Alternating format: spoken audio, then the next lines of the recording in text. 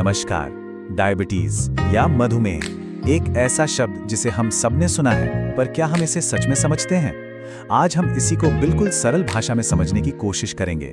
चलिए शुरू करते हैं। तो चलिए इसे समझने के लिए एक मजेदार सवाल से शुरू करते हैं। क्या हो अगर हम शरीर की शुगर को अपनी महीने की सैलरी की तरह देखें?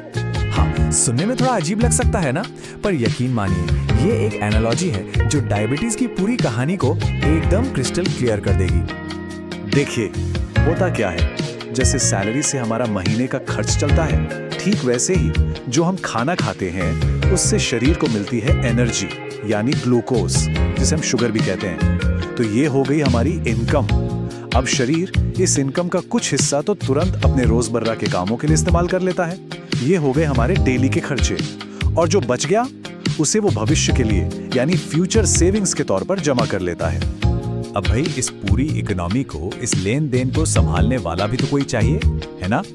यहीं पर एंट्री होती है इंसुलिन की। इंसुलिन हमारे शरीर का फाइनेंशियल मैनेजर है, समझ लीजिए। इसका काम क्या है? इसका काम है कि जो एक्स्ट्रा शुगर है, यानी बची हुई सैलरी, उसे खून में से निकालकर लिवर और मसल्स जैसे सेविंग्स अकाउंट्स में जमा कर दे, ताकि जरूरत पड़ने पर काम आ सके। तो अब तक तो सब कुछ एकदम सही चल रहा था, एक परफेक्टली मैनेज्ड इकोनॉमी। लेकिन कहानी में ट्विस्ट तब आता है जब ये मैनेजर यानी इंसुलिन अपना काम ठीक से नहीं कर पाता, और यहीं से डायबिटीज की असली कहानी शुरू होती है। तो सवाल यह है कि ये इंसुलिन फेल होता कैसे है? इसके दो मुख्य तरीके हैं। एक है टाइप 1 डायबिटीज। इसमें क्या होता है कि शरीर का पैंक्रियाज इंसुलिन बनाता ही नहीं है, मतलब हमारा मैनेजर ही गायब है। दूसरी तरफ है टाइप 2 डायबिटीज। इसमें शरीर इंसुलिन तो बनाता है, पर जो सेल्स हैं वो उसकी बात नहीं सुनती।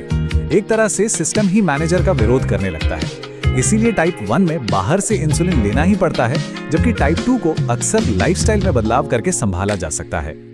टाइप 1 तो ज्यादातर ऑटो इम्यून या जेनेटिक होता है, पर जब बात टाइप 2 डायबिटीज की आती है तो 90% से ज्यादा मामलों के पीछे हमारी अपनी जीवन शैली होती है। सबसे बड़े विलन कौन है? हमारा खराब खानपान और एक्सरसाइज की कमी।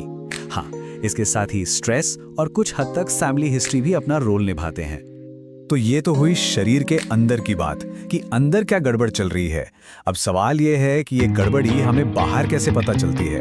मतलब शरीर हमें क्या वार्निंग साइन देता है? सोचिए जरा, जब खून में शुगर यानी हमारी सैलरी जरूरत से ज्यादा हो जाए और बैंक अकाउंट्स में भी जगह ना बचे, तो वो पैसा ओवरफ्लो होगा, है ना?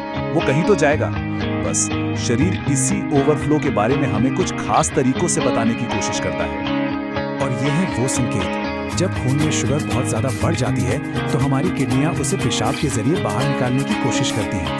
नतीजा, बार बार पेशाब आना, और फिर जाहिर है प्यास भी ज्यादा लगना। क्योंकि सेल्स को एनर्जी नहीं मिल रही, इसलिए बेवजह की थकान और कमजोरी महसूस होती है, और ये शरीर के हर सिस्टम पर असर डालता है, यहाँ तक कि घाव भी धीरे धीरे भरने लगते हैं।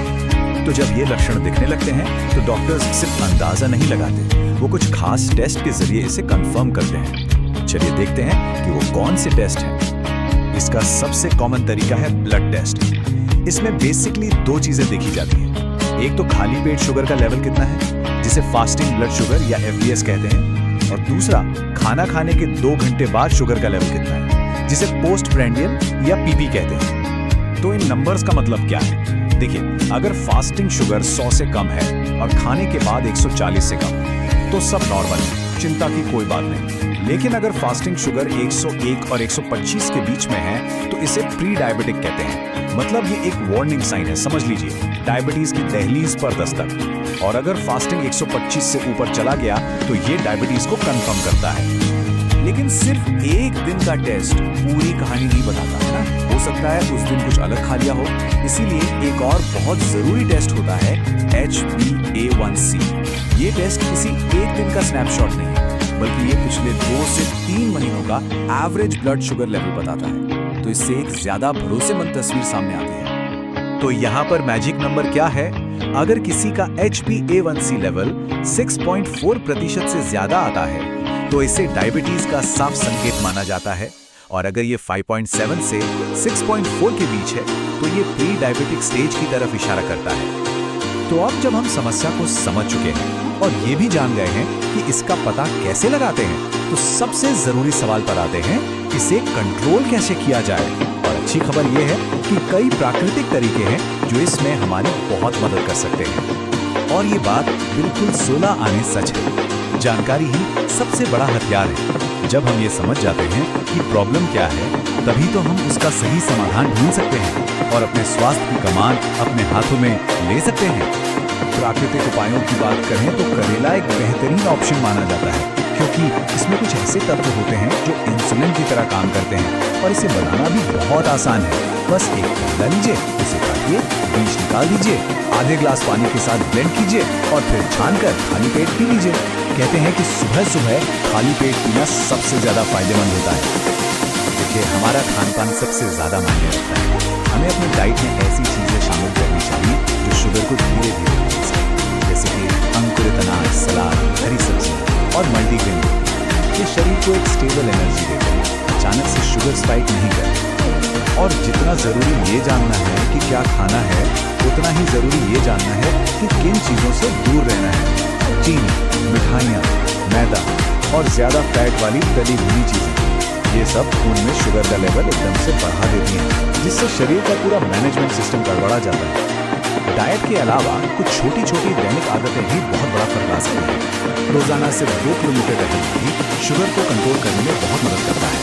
इसके साथ बस 5 मिनट का कपालभाति प्राणायाम ये पैंक्रियाज को एक्टिवेट कर सकता है और नहाने से पहले सूखी मालिश से ब्लड सर्कुलेशन बेहतर होता है। इस पूरी बातचीत का निचोड़ क्या है? सार यही है, डायबिटीज सिर्फ नंबरों का खेल नहीं है। ये इस बात को समझने का विषय है कि हमारा शरीर काम कैसे करता है। एक बार जब हम अपनी बॉडी की इकोनॉमी को समझ जाते हैं तो हम उसके बेहतर फाइनेंशियल मैनेजर खुद बन सकते हैं। और आखिर में हम उसी सवाल पर वापस आते हैं जिससे हमने शुरुआत की थी। अगर हमारा स्वास्थ्य एक सैलरी है तो हम इसे कैसे इस्तेमाल कर रहे हैं? क्या हम इसे सिर्फ खर्च कर रहे हैं या सही खान-पान, एक्सरसाइज और अच्छी आदतों के रूप में इसका सही इन्वेस्टमेंट भी कर रहे हैं? इस पर सोचिएगा जरूर।